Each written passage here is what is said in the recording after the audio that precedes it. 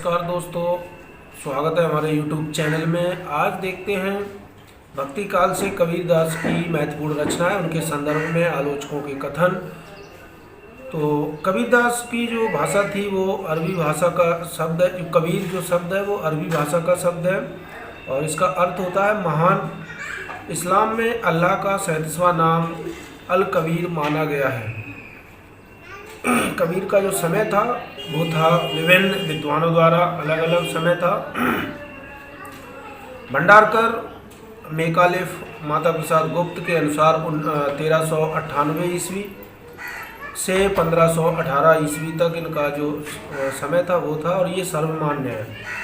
रामचंद्र शुक्ल के अनुसार 1399 ईस्वी और भील के अनुसार 1490 ईस्वी, हंटर के अनुसार 1300 से 1420 ईस्वी, श्याम सुंदर दास के अनुसार 1399 से 1518 ईस्वी तक था और ईश्वरी प्रसाद के अनुसार 15वीं शताब्दी था। और जो सर्वमान्य मत है कबीर के समय का वो है 1398 ईस्वी से 1518 ईस्वी। कबीर के जन्म एवं निधन से संबंधित पद 1455 साल गए चंद्रवार एक ठाट वहे जेठ सुदी बरसात को पूर्णमासी प्रगट वहे। ये कबीर चरित्र बोध में ये पंक्ति है। संबत 1575 कियो मघर को कौन मघ और माघ सुदी एकादशी और रल्यो यौन में कौन। ये भक्तमाल की टीका से ये पंक्ति है। कबीर के जन्म स्थान से संबंधित मत इसका क्या मानना है। तो काशी में जन्म मानने वाले विद्वान कौन हैं? श्याम सुंदर दास, आचार्य परशुराम चतुर्वेदी, प्रभाकर माचवे, ये जो है कबीर का जन्म मानते हैं काशी में। मगहर मानने वाले विद्वान कौन हैं? पीताम्बर दत्त बर्थवाल, डॉक्टर राम कुमार वर्मा, डॉक्टर गोविंद त्रिगुणायत और सरनाम सिंह शर्मा और राम जी लाल शाह, ये जो है मगहर मानते हैं। इनकी भाषा को पूर्वी पंजाबी भोलानाथ तिवारी ने कहा है और मिथिला सुभद्रा झा ने और आजमगढ़ माना है चंद्रवली पांडे ने।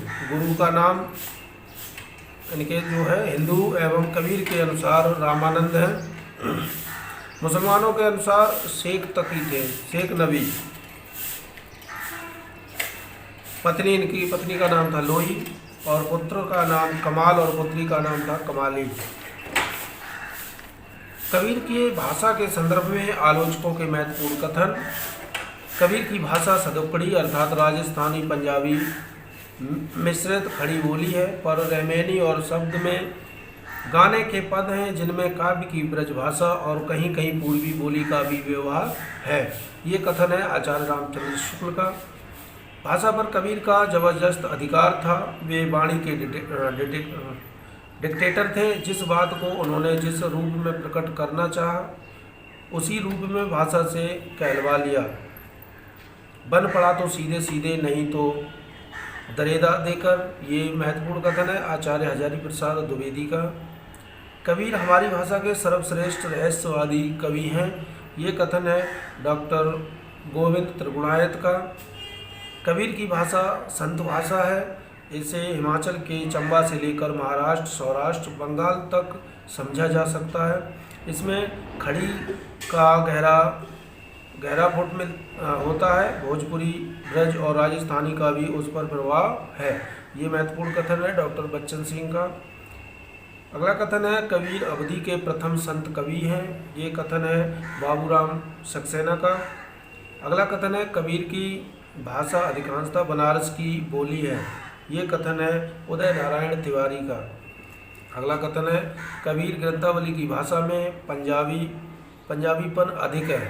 कबीर ग्रंथावली की भाषा में पंजाबीपन अधिक है।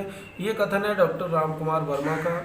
कबीर की भाषा पंचमेल खिचड़ी है जिसमें ब्रज, अवधी, पंजाबी, अरबी, फारसी के शब्दों का भी मिश्रण है। ये कथन है श्याम सुदास का। अगला कथन है कबीर की भाषा ब्रज एवं खड़ी बोली के शब्दों का मिश्रण है।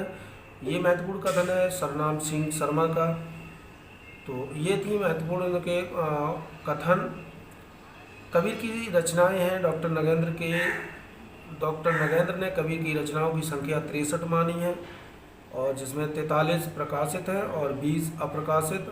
इसमें मुख्य जो रचनाएं हैं वो हैं अगाध मंडल, अक्षर खंड की रैमैनी, कबीर की वाणी, रेखता, शब्दावली, अनुराग सागर, कबीर की साखी, अक्षर भेद की रैमैनी और ब्रह्म निरूपण, विचारमाला, हंस मुक्तावली और अमर मूल, उग्र गीता, कबीर गोरख गोष्ठी और मोहम्मद बोध, विवेक सागर, ज्ञान सागर, ये महत्वपूर्ण इनकी रचनाएं हैं।